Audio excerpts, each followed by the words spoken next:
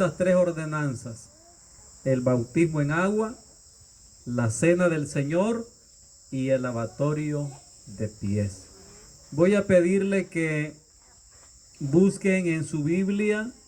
Vamos a leer en esta oportunidad el versículo que en la lectura inicial aparecía, Marcos 16:16.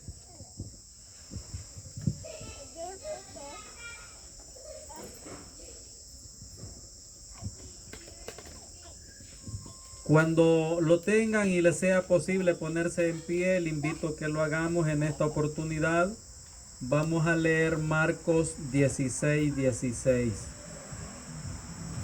La palabra del Señor la leemos honrando al Padre, al Hijo y al Espíritu Santo, y la letra nos dice de la manera siguiente: el que creyere y fuere bautizado será salvo, mas el que no creyere será condenado.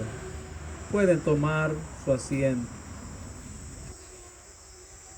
Hermanos, la iglesia a la que nosotros pertenecemos es una denominación que, para establecer una doctrina, tiene, hermanos, como base por lo menos dos respaldos bíblicos para podernos motivar, para poder darlo como una ordenanza que debemos de practicarlo. No es que hemos ido a otra clase de libros a extraer una enseñanza y traérsela a usted, sino que la inmensa mayoría de lo que la iglesia sostiene está en este libro sagrado llamado Biblia. Todo lo que tiene que ver con doctrina se extrae de este libro sagrado. Ahora, y de los tres temas que yo voy a hablar el día de hoy, los tres tienen respaldo bíblico. Uno de ellos es en Marcos, el otro de ellos es en Lucas y en Primera de Corintios, y el otro, que es el último, tenemos el respaldo en el Evangelio de Juan. Y eso solamente para mencionar lo básico, pero no es que solamente allí se hable de esos temas. Ahora, las ordenanzas bíblicas son mandamientos establecidos por Dios con el objetivo que los que hemos alcanzado su gracia podamos obedecerlos al practicarlos conforme lo describen las Sagradas Escrituras. Hermanos, hay personas que pasan años y no proceden a dar el paso del bautismo en agua. Y algunas veces dicen algunas personas es que el bautismo no salva, porque la salvación no es por obra. Y en parte pareciera que tienen razón. Digo en parte, porque, hermanos, el bautismo, aunque no salve, es un paso de obediencia que el cristiano da. Jesucristo no necesitaba bautizarse porque él no era un pecador, era un hombre santo, pero un día tuvo que ir al río Jordán para que Juan el Bautista lo bautizara. Y Juan el Bautista estaba consciente de que al que iba a bautizar no necesitaba que lo bautizaran, porque era el hombre santo, era el Dios con nosotros. Pero Jesús le dijo: es necesario que así se cumpla toda justicia, porque él después iba a enseñar a otros que se bautizaran, y si él no lo había hecho, pues no iba a predicar con el ejemplo. Tenía que predicar con el ejemplo. Ahora, vemos algunas preguntas en cuanto al tema del bautismo en agua. Y la primera es: ¿qué es el bautismo? El bautismo, hermanos, proviene de una palabra griega, baptizo, que significa literalmente sumergir. es decir, mojar por completo. Hay dos clases de bautismos. Uno es por aspersión y el otro por inmersión. La iglesia cristocéntrica practicamos el bautismo por inmersión, donde la persona tiene que ser sumergida completamente en el agua. La otra iglesia tradicional, ellos practican el bautismo por aspersión, que le tiran un poquito de agua. Bueno, yo nunca vi eso, pero no sé si algunos de los que están aquí vieron esa experiencia. La hermana Maribel dice que la vio. Mi mamá era una férrea religiosa, imagino que ella vio también esas cosas. Yo no tuve la oportunidad de verlas, así que no puedo explicarles bien cómo lo hacen. Pero sí le puede explicar bien el bautismo por inmersión, donde la persona tiene que ser sumergidamente, completamente en el agua. Si alguno de ustedes todavía no se ha bautizado y algún día va a ir a las aguas bautismales, no tenga temor que se va a ahogar. No tenga temor que el pastor o el ministro lo va a dejar en el agua. No. Fíjese que se da eso, que cuando alguien se va a bautizar tiene temor. Es natural. Más si no sabe nadar uno, dice se me va a ir agua por la nariz. O el ministro me puede dejar allí en el agua adentro. Y algunas veces algunos hermanos se resisten, se hacen bien duros para poder que los bauticen. ¿Y sabe qué sucede? Les toca hacerlo 2 veces. Porque hay que sumergirlo completamente. Entonces la palabra bautizo significa sumergir, es decir, mojar por completo. Bien sea en una piscina, sea en un río, en algún lugar donde hay agua. Yo donde no he bautizado es en el mar, ahí ha de costar bautizar. Y no quisiera que me inviten a bautizar en el mar porque a ver cómo será ahí. Pero en los lugares donde hay agua corriendo, sea un río o en un lago, en una piscina, e incluso en una pila bautismal grande, pues, se puede hacer donde la persona va a ser sumergidamente de manera completa en el agua. Es el acto de sumergir a una persona totalmente en el agua, bautismo por inmersión. Así que la iglesia evangélica no practicamos el bautismo de niños, porque el bautismo debe ser practicado a personas que creen.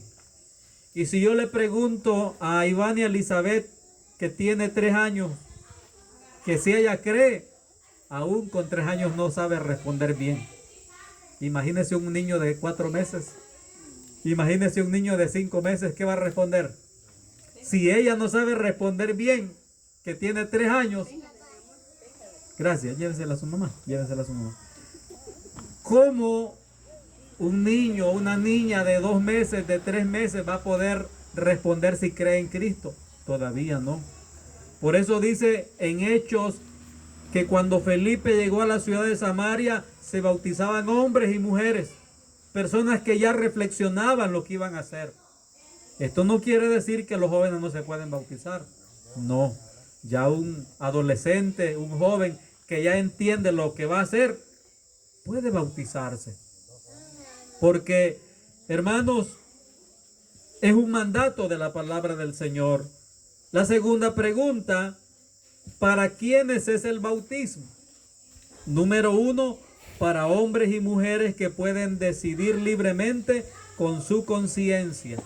La inmensa mayoría que estamos aquí, a excepción de los niños, ya nosotros sabemos decidir libremente. Por eso podemos recibir a Cristo en nuestro corazón o podemos rechazar el evangelio de Cristo también, porque Dios nos ha dado ese libre albedrío. Que el deseo de Dios es que todos sean salvos, pero a pesar de ello, hay personas en la sociedad que siguen rechazando el regalo de salvación. Este mandato nunca fue para personas que no tienen capacidad de decidir por sí solos, pues según el versículo que antecede, se hacía como testimonio público de haber cambiado el mundo por seguir a Jesucristo. Según lo dice Hechos 8:12, lo que les mencionaba hace un momento, que se bautizaban hombres y mujeres. Hay una tercera pregunta. ¿Qué requisitos se le piden a los que se deben bautizar? ¿Qué debe llenar como requisitos? Número 1, no es la edad cristiana. No le vamos a decir, ¿y usted ya tiene 10 años de ser evangélico? No le vamos a decir, ¿y usted ya tiene 20 años de perseverar? No, no es la edad cristiana. Porque hay personas que recibieron a Cristo hoy y el otro mes ya se estaban bautizando. En el caso mío, en la misericordia de Dios, yo acepté a Cristo un día 22 de enero del año 95. Y en el mes de marzo del año 95 me estaban bautizando. Algunos miembros de mi familia me decían, Paco, estás muy joven. Todavía no. Espera otros días más. Y me sembraban un poquito de duda, fíjense. Pero llegué a la conclusión que era necesario bautizarme. Y no me he arrepentido de aceptar a Cristo. No me he arrepentido de bautizarme. Y no me he arrepentido de ser miembro de la iglesia. Le doy gracias a Dios por eso. Ahora, no es la edad cronológica. No le vamos a decir, no, usted tiene que tener 33 años así como Jesús. No. Hay niños, hay adolescentes que se han bautizado a los 12 años, a los 14 años, y ahí están perseverando. Yo tengo en mi memoria a 2 jovencitos que yo bauticé. Estaban muy tiernos en edad. Y uno fue el hermano Luis David Portillo, que persevera actualmente. Y la siguiente hermana fue hermana Yasmín Marisol, la que es directora de jóvenes en la actualidad en la iglesia. Estaban bien tiernos en edad, pero ellos tomaron la decisión de bautizarse temprano en su proceso de perseverancia. Así que algunos se bautizan a los 10 años, otros a los 14 años, otros a los 20 años, otros a los 50 años, otros a los 60 años. Es decir, no le vamos a poner un límite de edad en qué año usted se debe bautizar. No, después de haber recibido a Cristo en su corazón y usted siente el deseo como Felipe, como el etíope que iba para sus tierras, así puede usted también bautizarse. Dice, es haber aceptado a Cristo como su Salvador y creer en Él de todo corazón. ¿Cuál es el requisito primordial? Recibir a Jesús en nuestro corazón como el único y suficiente Salvador personal. Tener una creencia firme en Cristo. Ese etíope, hermanos, se encontró una vez con Felipe. Y Felipe vio que iba leyendo el libro de Isaías, pero no lo entendía. Y Felipe le dijo, pero ¿entiendes lo que lees? Y el etíope le dice a Felipe, ¿y cómo voy a entender si nadie me explica? Y comenzó Felipe a explicarle lo que venía leyendo del profeta Isaías. Y luego siguieron hablando en el camino. Y en lo que iban en el trayecto encontraron un lugar donde había agua. Y aquel etíope le hace una pregunta a Felipe y le dice, aquí hay agua, ¿qué impide que yo sea bautizado? No le dijo Felipe, mira, tenés que llenar este requisito 1, requisito 2, requisito 3, requisito 4. Si crees de todo corazón, bien puedes. Y aquel hombre dijo, yo creo que Él es el Hijo de Dios. Entonces le dijo Felipe, paremos el carro entonces y vamos a ir al agua y te vamos a bautizar. Descendieron al agua, Felipe lo bautizó y después de bautizarlo Felipe se desapareció, pero me gusta lo que dice la Biblia, que aquel etíope siguió gozoso su camino. ¿Sabe por qué? Porque obedecer a Dios trae gozo, trae satisfacción, trae alegría de poder poner en práctica la palabra de Dios. No para ganarnos la salvación por obra, sino que lo hemos recibido por gracia, pero el tratar de ser un cristiano obediente le trae gozo a uno. Vamos a ver la cuarta pregunta. Ya les dijimos qué es el bautismo. Ya les dijimos para quién es el bautismo. ¿Qué requisitos se le piden a los que se van a bautizar? Y el número 4, ¿cuál es la fórmula bautismal recomendada? Hermanos, hay lugares donde están en contra en la manera que nosotros bautizamos. Y dicen, es que tiene que hacerlo en el nombre de Jesús. Y si usted no lo hace en el nombre de Jesús, ese bautismo no es válido. Quiero decirle que la orden de nuestro Señor está bien clara, no hay donde perderse. Ni el que no tiene tanto conocimiento en hermenéutica, ni el que no tiene tanto conocimiento teológico puede entenderlo. ¿Sabe cómo dice Mateo 28:19? Mateo 28:19 dice de la manera siguiente, se lo voy a leer. Por tanto, id y haced discípulos a todas las naciones, bautizándolos en el nombre del Padre y del Hijo y del Espíritu Santo. ¿Verdad que no hay donde perder? No requiere que vayamos a tener un gran intérprete a Israel. No requiere que vayamos a un gran curso de hermenéutica para entenderlo. Dice, por tanto, id y haced discípulos a todas las naciones, bautizándolos en el nombre del Padre y del Hijo y del Espíritu Santo. Así que el bautismo correcto, ¿cuál es? Es el bautismo cuando se menciona la fórmula bautismal de la Trinidad, porque nosotros creemos en el Padre, en el Hijo y en el Espíritu Santo. Muy bien. Si algunos de ustedes todavía no han sido bautizados y hoy en el mes de noviembre me dicen, hermano Francisco, me he sentido tocado por el Señor y quiero lo más pronto posible que me lleven las aguas bautismales, si no hay otro impedimento por ahí, pues con gusto los llevamos a bautizarles como dice la palabra del Señor. Ahora vamos a pasar a la siguiente ordenanza, la cena del Señor. Quiero que vaya conmigo a Primera de Corintios. Busquemos Primera de Corintios. Capítulo 11 y versículo 23. Primera de Corintios, capítulo 11 y versículo 23. El apóstol Pablo retoma la ordenanza que Jesús instituyó antes de ser crucificado. Dice Primera de Corintios 11 y versículo 23. Dice de la manera siguiente: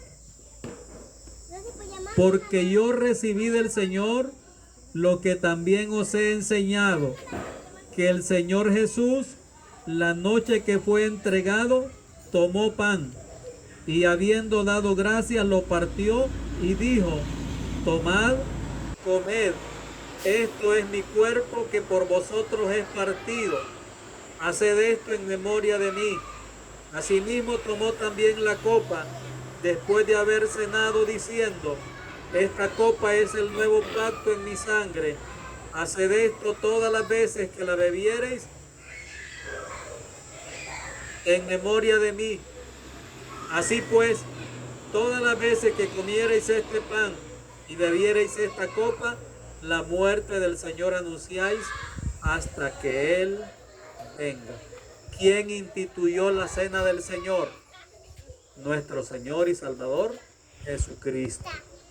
Ahora, este es un tema muy amplio que requiere bastante tiempo, pero voy a resumirlo. La cena del Señor es una ordenanza sagrada que nuestro Señor mismo instituyó la noche que Él fue traicionado al comer la Pascua con sus discípulos, según lo menciona Lucas 22:14 en adelante. Él les instruyó que debían hacer esto en memoria de Él. La misma representa nuestra comunión y confraternidad con Él. Ahora, el apóstol Pablo en Primera de Corintios instruye de algunas cosas que hay que evitar y de algunas cosas, o mejor dicho, y de cómo se debe de llegar a la mesa, llegar a la cena del Señor. Por ejemplo, algunas cosas que Pablo les reprocha a los corintios, ¿sabe qué era? Que los corintios el día de la cena del Señor se emborrachaban en el culto. Imagínense hasta qué grado habían llegado, que después de la cena salían bien tocados, no por el espíritu, sino por el vino que se pasaban de copas. ¿Y sabe qué otra cosa pasaba? Que en la iglesia de Corinto habían unos riquitos y habían otros más pobres. Y los más riquitos llevaban buenos platillos de comida para participar en el ágape antes de la cena. Y los que eran pobres o no llevaban nada, o llevaban una comida muy, diríamos, sencilla. Gracias. Ahora, ¿qué pasaba? Los que eran riquitos se apartaban allá a un lado, los más riquitos. Y mire, antes de que los otros comenzaban a comerse la comida que ellos habían llevado. ¿Y qué pasaba con los pobres? Solo viendo los grandes manjares que se estaban comiendo. Entonces Pablo les dice, no los voy a alabar por eso que acaban de hacer, les decía Pablo. Eso no está bien lo que han hecho. La cena debe de ser para mostrar unidad, para mostrar confraternidad. Debe ser para recordar el sacrificio del Señor. Debe ser con solemnidad. Hay que evitar hacerlo indignamente para que sea recibido ese momento grato delante del Señor. Así que cuando usted ya sea miembro, usted puede participar. Y si usted es principiante, usted se siente bien con el Señor y algún día va allá al templo y hay Santa Cena, pues usted puede participar. O algún día cuando aquí ya tengamos la cena del Señor en este lugar de Cablotillo y usted dice, yo siento el deseo de hacerlo, no tengo impedimento para hacerlo, pues usted puede participar. Nuestra iglesia ha ido dando aperturas. Una de ellas es que un principiante puede participar. Y la otra es que un niño, ese niño que ya recibió a Cristo y es un niño que está procurando agradar al Señor, pues también puede participar también. El hermano Tomás y hermana Maribel vienen ya de ratos en la iglesia y han de recordar que hubo tiempo donde solo los miembros podían participar. Principiantes no, niños no, pero la iglesia va teniendo algunas aperturas para que otros hermanos más no se priven de ese momento tan solemne de recordar la muerte de nuestro Señor Jesucristo. ¿Qué significa el pan que se elabora para esa ocasión? Significa el cuerpo de Cristo. ¿Qué significa el vino o el jugo de uvas que se prepara? Significa o es una comparación con la sangre de Cristo. La iglesia no cree que ese pan que usted o yo participamos es el cuerpo, literalmente hablando. No. Tampoco sostenemos que ese jugo de uva o que ese vino es literalmente la sangre de Cristo. No. La iglesia sostiene que es una representación. Representa el cuerpo y representa la sangre que Cristo vertió en la cruz del Calvario. Ahora, se sugiere que cuando uno participa, procure no tener resentimientos con nadie.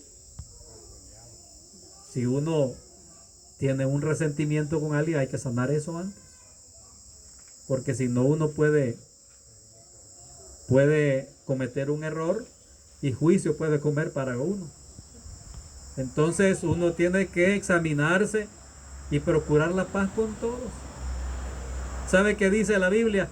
Seguid la paz con todos. No dice con los que te caen bien. Seguid la paz con todos. Ahora, si de allá afuera desean tantos males para mí, si otra gente desea tantas cosas negativas para mí, es cuestión de esa persona. Pero de mi corazón, de su corazón para afuera, tenemos que anhelar el bien para los demás. No tenemos que desear cosas malas. Si otros la desean, pues ellos van a dar su cuenta. Nosotros también vamos a dar la nuestra. Entonces procuremos que lo que hacemos sea de agrado a nuestro Dios. Así que si algún día ustedes van allá a la Corona de San Pablo, hoy en noviembre tendremos la Cena del Señor, si Dios así lo permite. Y si no, pues tenemos la visión que aquí pronto se va a organizar una iglesia aquí en Cablotillo. Y cuando ya esté organizada esa iglesia aquí, pues vamos a traerle una cena del Señor aquí también. Ahora, vamos a ver el punto 3, el lavatorio de pies de los santos. Este es un tema bastante espinoso. A algunos les agrada, a otros no les agrada.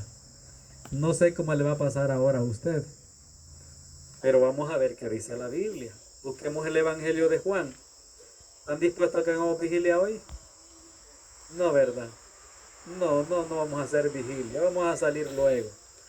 Ya estamos por el tercer tema. Juan capítulo 13. Vamos a leer, hermanos, donde trata sobre el lavatorio de pies. Versículo 4 en adelante. Dice así Juan, Evangelio de Juan capítulo 13 y versículo 4. Se levantó de la cena y se quitó su manto y tomando una toalla se la ciñó. Luego puso agua en un lebrillo y comenzó a lavar los pies de los discípulos y a enjugarlos con la toalla con que estaba ceñido. Entonces vino a Simón Pedro y Pedro le dijo: Señor, ¿tú me lavarás los pies? Respondiendo Jesús y le dijo: lo que yo hago tú no lo comprendes ahora, mas lo comprenderás después. Pedro le dijo: no me lavarás los pies jamás. Jesús le respondió: si no te lavare, no tendrás parte conmigo. Le dijo Simón Pedro: Señor, no solo mis pies, sino también las manos y la cabeza. Jesús le dijo: el que está lavado no necesita sino lavarse los pies, pues está todo limpio, y vosotros limpios estáis, aunque no todos, porque sabía quién le iba a entregar. Por eso dijo: no estáis limpios todos. Así que después que les hubo lavado los pies, tomó su manto, volvió a la mesa y les dijo: sabéis lo que os he hecho. Vosotros me llamáis maestro y señor, y decís bien, porque lo soy. Pues si yo, el Señor y Maestro, he lavado vuestros pies, vosotros también debéis lavaros los pies los unos a los otros. ¿Es bíblico el lavatorio de pies? Sí. Hay iglesias que no lo practican, respetamos la decisión de ellos, pero nosotros lo practicamos. Cuando usted va a una iglesia que usa el velo, si en el caso, para poner un ejemplo, yo con mi esposa decidimos ya no queremos ser de la iglesia de Dios de la profecía y me voy con mi esposa para una iglesia apóstoles y profetas, para una iglesia manantiales de vida eterna, tiene que usar velo, tiene que someterse a sus normas allá, tiene que someterse a esas normas. Y si ellos vienen aquí donde nosotros, tienen que someterse a las normas de nosotros. Pero gracias a Dios nosotros no usamos velo. Respetamos a ellos. Tenemos que respetar su decisión. Por esas cosas no vamos a pelear con ellos. Son parte de la familia de Dios también. A lo que yo quería llegar era que otras denominaciones tienen sus normas. Y cuando alguien va donde ellos, se somete a sus normas. Nosotros estamos en la iglesia de Dios de la profecía, y los que vienen a esta iglesia nos sometemos a las normas que tiene la iglesia de Dios de la profecía. Y una de ellas es, una de las doctrinas de la iglesia es el bautismo, otra es la cena del Señor y la otra es el lavatorio de pies. Quizás como Pedro, algunos de nosotros tenemos algún grado de resistencia. Imagínense si ahora hubiéramos programado una cena sin aviso, una santa cena. Y ustedes todos participan en la santa cena. Y llega el momento que el hermano Francisco le va a lavar los pies a todos ustedes. Así pasó con el Señor. Y comienza el Señor a lavarle los pies a los discípulos y le tocó el turno de llegar donde estaba Pedro. Y le dice Pedro, Señor, ¿tú le vas a lavar los pies a mí? Le dice. Y luego, en la conversación que está entablando con el Señor, Jesús le dice, lo que yo hago tú no lo comprendes ahora, mas lo entenderás después. Y a pesar de eso, ¿sabe qué le dijo Pedro a Jesús? No me lavarás los pies jamás. No sabemos si es que donde había andado Pedro había tierra bastante, andaban los pies algo polvosos. En esos días no habían zapatos como ahora, que uno va a la zapatería, busca un buen zapato. En aquellos días quizás los zapatos de ese tiempo eran caites. O quizás algunos sin zapatos andaban. Entonces Pedro dijo, no puede ser que el maestro me lave los pies a mí. No me los vas a lavar jamás, le dice. Ahora, ¿qué le responde Jesús a Pedro? Tú eres el favorito de los 12, está bien, no te los voy a lavar, le dijo. ¿Así le dijo Jesús? No. ¿Sabe qué le dijo? Si no te lavare, no tendrás parte conmigo. Se asustó el apóstol Pedro allí. Si así son las cosas, dice, pues no, hay que someterse. Dice. Quería que hasta lo bañaran, fíjese. Ahora, el lavatorio de pies no es porque nos va a hacer más santos. El lavatorio de pies no es para ganarnos la salvación por obras. El lavatorio de pies no es porque le vamos a sacar la tierra al hermano. Solamente es un simbolismo de humildad, de servicio. Que uno está diciéndole al hermano, así como yo le lavo los pies a usted, estoy con disposición de servirle. Estoy dispuesto a bajarme al nivel tal de un esclavo y lavarle los pies a mi hermano. Si usted fuera un gobernante de esos famosos para que le lave los pies a otra gente, ¿cree que lo hace? No lo hace. Pero nuestro Señor Jesucristo, Rey de Reyes y Señor de Señores, estuvo dispuesto a lavárselos a Pedro, a lavárselos a Tomás, a lavárselos a Felipe, incluso lavárselos a Judas Iscariote. Vea la clase de humildad, la clase de servicio que el Señor le mostró a los 12.